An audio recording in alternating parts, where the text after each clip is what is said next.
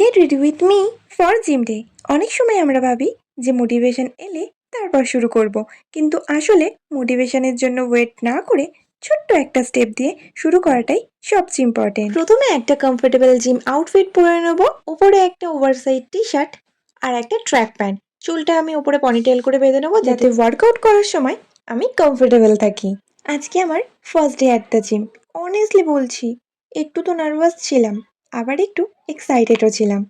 মনে হচ্ছিল প্রথম দিন গিয়ে কি করব, কিছুই বুঝতে পারছিলাম না ঠিক মতো কি ওয়ার্কআউট করব। রেডি হতে হতে আমার মাথায় এত কিছু ঘুরছিল, তাও নিজেকে একটু ভালো করে রেডি করলাম যাতে নিজেকে দেখলে একটু কনফিডেন্ট ফিল হয়। নিজেকে একটু মোটিভেট করে আমি পুরোপুরি রেডি। আজকের আউটফিটটা তোমাদের কেমন লাগলো অবশ্যই জানিও। টপটা কিন্তু আমি নিউ মার্কেট থেকে নিয়েছি, তাই কেউ লিঙ্ক চেও না, আমি দিতে পারবো না। হ্যাঁ, যদি প্যান্টটার লিঙ্ক চাই তাহলে অবশ্যই জানিও, আমি দিয়ে দেবো।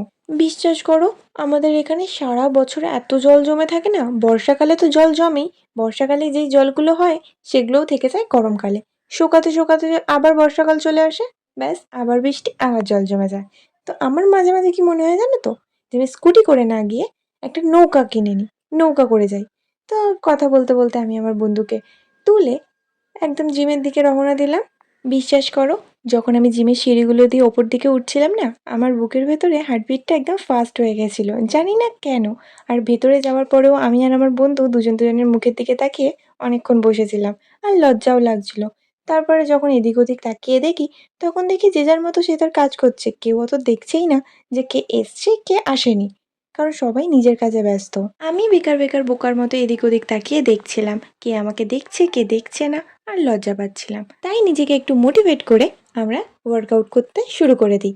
আজকে যেহেতু ফার্স্ট ডে ছিল, তাই শুধু ফ্রি হ্যান্ড করিয়ে আমাদের আজকের মতো জিমের ট্রেনার বলে ফার্স্ট ডে অত কিছু না করলেও চলবে। তো জিমের ট্রেনারের কথা শুনে আমরা অল্প ওয়ার্কআউট করে আজকের মতো বাড়ি চলে আসি।